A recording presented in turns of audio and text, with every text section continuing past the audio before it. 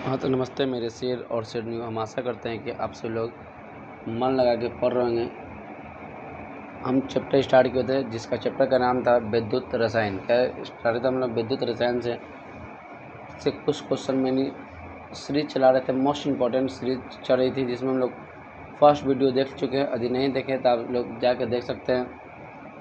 आज हम लोग सेकेंड टॉपिक स्टार्ट किए जिसका टॉपिक का नाम है चलकत्व किसे कहते हैं। कंडीशनल मतलब चलकत्व किसे कहते हैं। तो हम लोग बोलिएगा किसी पदार्थ का वह गुण जिसके कारण वह उसमें उपस्थित आवेशों के गति प्रदान करती है। मतलब किसी पदार्थ का वह गुण जिसके कारण कोई भी वस्तु का आवेश में आती है, आवेशों को गति प्रदान करते हैं, उसे क्या कहते हैं? चलकत्व कहते हैं।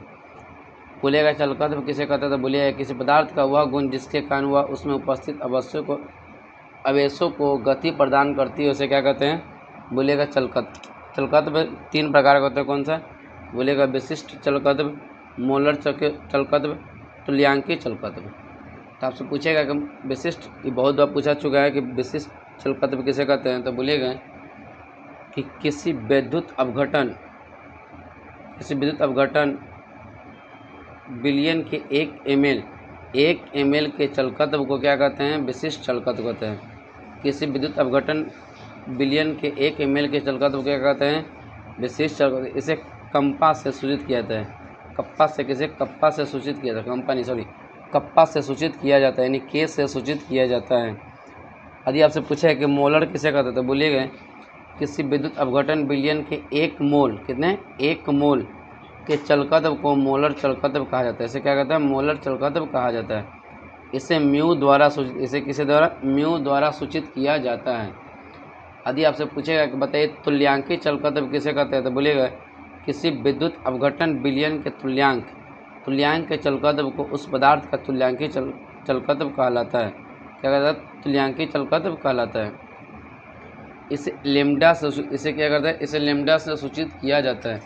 इसे क्या कहता है? इसे लेम्डा से सूचित किया जाता है। यदि आपसे पूछा जाए कि बताइए कोलर्स के नियम क्या है, बोलिएगा कोलर्स का नियम क्या है। यदि आपसे पूछा है कि कोलर्स का नियम क्या है तो बोलिएगा कि कोलर्स के नियम के अनुसार किसी अनंत तनु बिलियन का तुल्यांकी चलकत्व उस बिलियन में उपस्थित धनायनों एवं ऋणायनों के तुल्यांकी चलकत्व के योगफल के बराबर होती है। कहते हैं योगफल के बराबर होती है। यदि कोई बिलियन NaCl का बिलियन अनंत तुल्यता पर है तो उसका बिलियन का तुल्यांकी चलकत्व का लेम्डा अनंत बराबर lambda Na plus lambda Cl। कहते देखिए lambda Nl plus lambda Cl। आपसे बहुत बार पूछा गया है, VVI क्वेश्चन है कि कोलर्स का नियम क्या है। तो बोलिए कोलर्स के नियम के अनुसार किसी अनंत अणु बिलियन के तुल्यांकी चलकत्व उस बिलियन में उपस्थित धन आयन और ऋण आयन के तुल्यांकी चलकत्व के योगफल के बराबर होता है। कहते हैं योगफल के बराबर होती है। अवधि आपसे पूछा जाए कि बताइए सेल स्थिरांक किसे कहते हैं। तो बोलिएगा किसी सेल में उपस्थित दोनों इलेक्ट्रोडों के बीच की दूरी तथा इलेक्ट्रोडों के बीच उपस्थित बिलियन के क्षेत्रफल के अनुपात को क्या कहते हैं? सेल स्थिरांक कहते हैं। क्या कहते हैं? सेल स्थिरांक कहते हैं। इसे x से सूचित किया जाता है। किसे सूचित किया जाता है? x से सूचित किया जाता है। यदि वीडियो अच्छी लगी तो वीडियो को आप लोग क्या कीजिएगा, लाइक कर दीजिएगा। और वीडियो आप सभी को अच्छी लगती है तो एक प्यारा सा कमेंट कीजिएगा वीडियो आप सभी को कैसी लगी। यदि वीडियो आप सभी को अच्छी लगी तो वीडियो को आप एक बार क्या कीजिए, प्यारा सा कमेंट कीजिएगा वीडियो आपको कैसी लगी। चलिए आइए हम लोग आते हैं क्या विद्युत रसायन सेल किसे कहते हैं। बोलिएगा वैसा सेल जिसके द्वारा रासायनिक अभिक्रिया कराकर विद्युत ऊर्जा प्राप्त की जाती है, उसे क्या कहते हैं? विद्युत रसायन सेल कहते हैं। उसे क्या कहते हैं? विद्युत रसायन सेल कहते हैं। उसे हम लोग क्या कहते हैं तो बोलिएगा उसे हम लोग विद्युत रसायन सेल कहते हैं। यदि आपसे पूछा है कि विद्युत अपघटनी सेल और विद्युत रासायनिक सेल में क्या अंतर है, आपसे पूछा जाए कि आपसे क्या पूछेगा कि विद्युत अपघटनीय सेल तथा विद्युत रासायनिक सेल में क्या अंतर है। तो एक दिन क्या लिखिएगा? विद्युत अपघटनीय सेल, एक दिन लिखिएगा विद्युत रासायनिक सेल। बोलिएगा विद्युत अपघटनीय सेल में विद्युत धारा देकर रासायनिक अभिक्रिया कराई जाती है और विद्युत रासायनिक सेल में रासायनिक अभिक्रिया करा के विद्युत धारा प्राप्त की जाती है। रासायनिक अभिक्रिया क्या कहते हैं? विद्युत धारा प्राप्त की जाती है। इसमें लिखिएगा कि इसमें एक ही प्रकार के विलयन का प्रयोग किया जाता है। इसमें प्रायः 2 प्रकार के विलयनों का प्रयोग किया जाता है। इसमें एनोड धनात्मक तथा कैथोड ऋणात्मक होती है। क्या बोलिएगा? इसमें एनोड धनात्मक तथा कैथोड ऋणात्मक होती है। और विद्युत रासायनिक सेल में क्या बोलिएगा कि इसमें एनोड ऋणात्मक तथा कैथोड धनात्मक होती है। कहते हैं कैथोड दोनों में क्या होती है? सेम होती है। तो इसमें क्या होती है? इसमें थोड़ा सा क्या होती है? इसका जस्ट उल्टा होता है। क्या होता है? इसका जस्ट उल्टा। देखिए, इसमें एनोड धनात्मक है, इसमें एनोड क्या है? ऋणात्मक है। इसमें कैथोड ऋणात्मक है, इसमें कैथोड क्या है? धनात्मक है। विद्युत अपघटनीय सेल में लवण सेतु का प्रयोग नहीं किया जाता है। विद्युत अपघटनीय सेल में क्या होती है? लवण, ऐसा कहते हैं, लवण सेतु का प्रयोग नहीं किया जाता है। विद्युत रासायनिक सेल में दोनों विलयनों के बीच विद्युत संपर्क बनाने के लिए लवण सेतु का प्रयोग होता है। क्या कहता है? लवण सेतु का प्रयोग किया जाता है। क्या कहता है? लवण सेतु का प्रयोग किया जाता है। यदि आपसे पूछा है कि मानव इलेक्ट्रोड और सेल अभिक्रिया किसे कहते हैं? यदि आपसे पूछा जाए कि मानव इलेक्ट्रोड और सेल अभिक्रिया किसे कहते हैं? यदि आपसे पूछा जाए कि बताइए मानव इलेक्ट्रोड और सेल अभिक्रिया किसे कहते हैं? बोलिएगा मानव इलेक्ट्रोड विभव। बोलिए मानक ताप 298 केल्विन तथा मानक सांद्रण 1 ml 1 मोल पर किसी इलेक्ट्रोड के द्वारा इलेक्ट्रॉन त्यागने या ग्रहण करने की क्षमता को क्या कहते हैं? मानव इलेक्ट्रोड कहते हैं। क्या कहते हैं? मानव इलेक्ट्रोड विभव कहते हैं। क्या कहते हैं? मानव इलेक्ट्रोड विभव कहते हैं। यदि आपसे पूछा जाए कि सेल अभिक्रिया किसे कहते हैं? तो बोलिएगा किसी सेल में होने वाली ऑक्सीकरण अर्ध अभिक्रिया तथा अपकरण अर्ध अभिक्रिया के योगफल को क्या कहते हैं? सेल अभिक्रिया कहते हैं। क्या कहते हैं? सेल अभिक्रिया कहते हैं।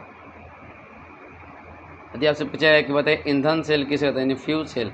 बोलिएगा वैसा सेल जिसमें H2 मीथेन CH4 मिथेनॉल का दहन कराकर उससे उत्पन्न होने वाली उष्मा ऊर्जा को विद्युत ऊर्जा में परिवर्तित की जाती है, उसे हम लोग क्या कहते हैं?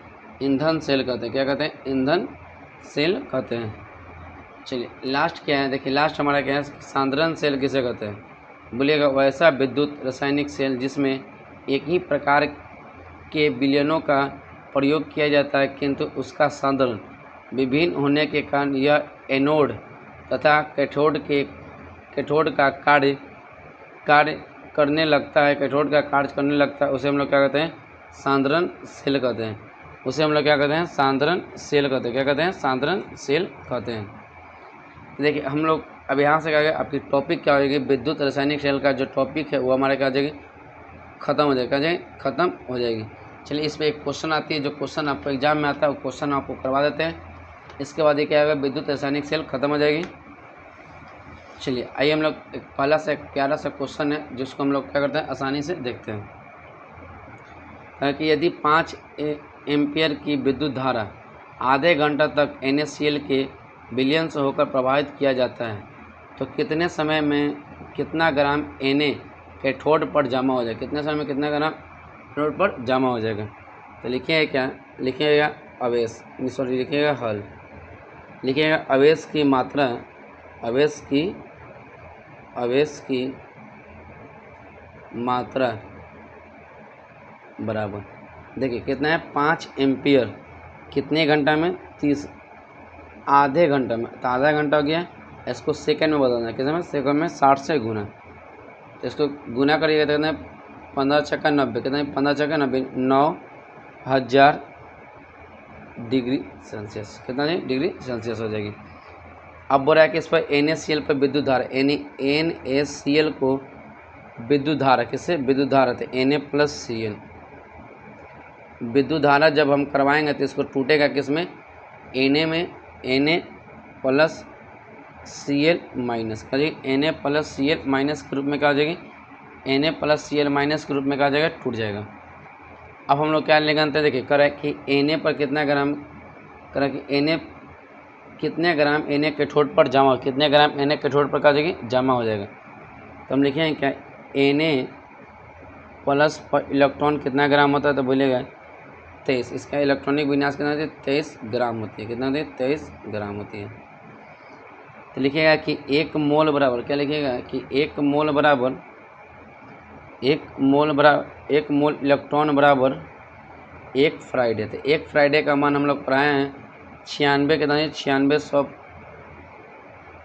500 डिग्री सेल्सियस, कितना है 96 से 500 डिग्री सेल्सियस होती है। अब इसी चीज़ को हम लोग क्या करें लिखें, चूँकि 9600 500 डिग्री सेल्सियस अवेश में 23 ग्राम Na जमा होता है, 23 ग्राम Na जमा होता है। तो लिखिएगा कि इसीलिए 1 ग्राम मतलब 1 डिग्री सेल्सियस में कितना तो बोलिएगा 23/9600 500 डिग्री सेल्सियस। तो देखिएगा इसीलिए कितना बोला है, इसीलिए बोला है कहते हैं कि 900 कितना जी 9000 कितना जी 9000 degree Celsius coulomb, 9000 coulomb degree Celsius 9000 coulomb, 9000 coulomb बराबर लिख सकते क्या 23/96 500 कूलाम गुना 9000 कूलाम। देखिए इसको हम लोग काट के क्या करेंगे, इसको हम लोग काटेंगे, 0 से 0 ख़त्म, क्या करेंगे 0 से 0 ख़त्म हो जाएगी। इसको हम लोग गुना करेंगे तो कितना हो जाएगा, गुना करिएगा तो 20 70 कितना 20 70/965।